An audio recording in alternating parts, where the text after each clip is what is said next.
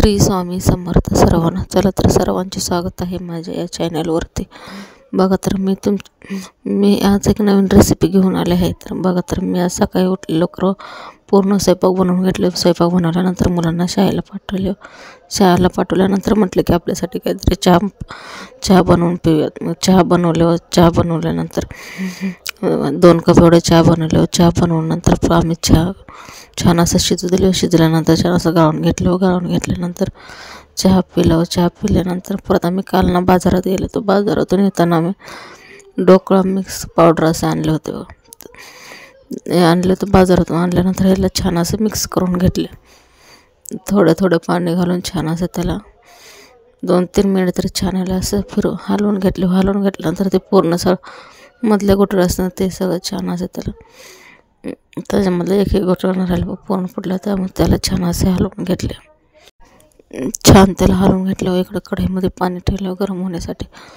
कारण ते आपल्याला गरम पाण्यामध्ये शिजवून घ्यायचे आहे. एका डब्यामध्ये नंतर थोडं पाणी घालून छान असं त्याला मी 2-3 वेळा पाणी टाकून छान असं त्याला हलवून घेतलं. नंतर एक कुकरचा डबा घेतला. कुकरच्या डब्याला खाली तेल लावले व तेल लावून नंतर त्यामध्ये कढईमध्ये एक स्टँड ठेवलं. स्टँडवरती ते डबा ठेवून छान असं त्याला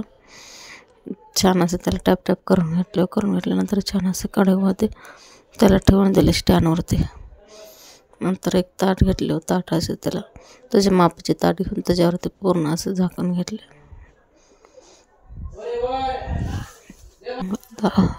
त्याच्यावर असं झाकून दिलं. 2-3 मिनिट त्याला शिजवून घेतले झाकण ठेवून. नंतर त्यामधून मी चाकून असं बघत होते की शिजले का नाही म्हणून 2-3 वेळा असं बघितले.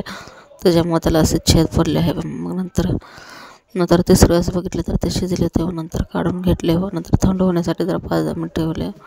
नंतर फोडणी दिलं. इकडं छोटं पातेलं असं एवढं ठेवून फोडणी देण्यासाठी मी मोहरी, जिरे व लसूण व कढीपत्ता तर नव्हते माझ्याकडं. सध्याला कढीपत्ता संपले. ते कोथिंबीर व हिंग असं एवढं त्यामध्ये घालून असं त्याच्यावरून हे फोडणी असे घालून घेतले आहे. बघा किती छान झालं आहे. मग नंतर त्याला मी असं कट मारून घेतले. असं वरतून अजून थोडे कोथिंबीर टाकले व आपले सुकं खोबरं असते ते थोडं वरतून टाकले. तुम्ही याच्यावरती तीळ हे टाकू शकता. मग नंतर याच्यावरतून असं चाकू घेतलं. चाकून असं कट करून घेतले छोटे असे. मग असं त्याचे वडे असे कापून घेतले आहे. बघा मी असं वडे कापून घेतल्यानंतर किती छान दिसत आहे. बघा असे वडे त्याचे कट करून घेतले व एका प्लेटमध्ये काढून घेतले. असे वडे बनवून घेतले. तर आजची रेसिपी माझी कसे वाटले तुम्हाला please like, share, subscribe. Harshu dhokla खा ना.